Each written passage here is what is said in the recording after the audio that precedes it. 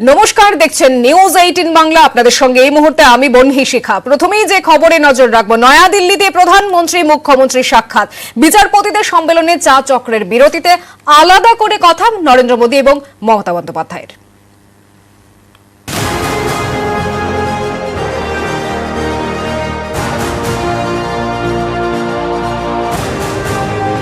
ফের প্রধানমন্ত্রী মুখ্যমন্ত্রীর সাক্ষাৎ। প্রধান বিচারপতিদের সম্মেলনে যোগ দিতে নয়াদিল্লিতে মমতা বন্দ্যোপাধ্যায়। সেখানেই চা চক্রের বিরতিতে প্রধানমন্ত্রীর সঙ্গে কথা। আলাদা করে প্রায় মিনিট 10 কথা হয় দুজনের মধ্যে। উপস্থিত ছিলেন সুপ্রিম কোর্টের প্রধান বিচারপতি এনভি রামানাও। স্বল্প সময়ের এই সাক্ষাতে প্রধানমন্ত্রী এবং মুখ্যমন্ত্রীর মধ্যে কি কথা হয় সে বিষয়ে অবশ্য দুপক্ষের কেউই কিছু জানাননি। সম্প্রতি একটি ভার্চুয়াল বৈঠকে পেট্রোল ডিজেলের দাম নিয়ে বিরোধী শাসিত রাজ্যগুলিকে নিশানা করেন প্রধানমন্ত্রী। पेट्रोल डीजल की कीमतें इन राज्यों में अब भी दूसरों के मुकाबले कहीं ज्यादा है।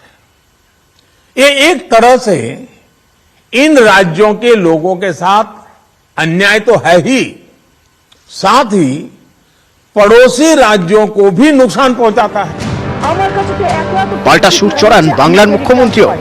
তুলে নিয়ে যাচ্ছে তো সব এখান থেকে 75% ট্যাক্স, আর সবকিছু রাজ্যের ঘাড়ে চাপাবে, এটা তো হয় না। এই চাপানুতরের পরেই দিল্লিতে মমতা।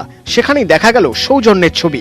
প্রধানমন্ত্রীর সঙ্গে সৌজন্য সাক্ষাতের পরেই বিচার ব্যবস্থা নিয়ে বিজ্ঞান ভবনে কেন্দ্রীয় সরকারের বিরুদ্ধে সুর চড়ান বাংলার মুখ্যমন্ত্রী। বলেন, রাজনৈতিক উদ্দেশ্যে মামলা হচ্ছে কলকাতা হাইকোর্টে। জনস্বার্থ মামলার নামে অহেতুক মামলার সংখ্যা বৃদ্ধি। এর ফলে বহু গুরুত্বপূর্ণ মামলা জমে থাকছে। কলকাতা হাইকোর্টে 33 জন বিচারপতির পদ শূন্য, কিন্তু বিচারপতি নিয়োগ নিয়ে টালবাহানা চলছে। শনিবার দিল্লি থেকে কলকাতা ফেরার কথা থাকলেও শেষ মুহূর্তে সিদ্ধান্ত বদল করেন মমতা বন্দ্যোপাধ্যায়। নয়াদিল্লি থেকে রাজীব চক্রবর্তী, নিউজ 18 বাংলা।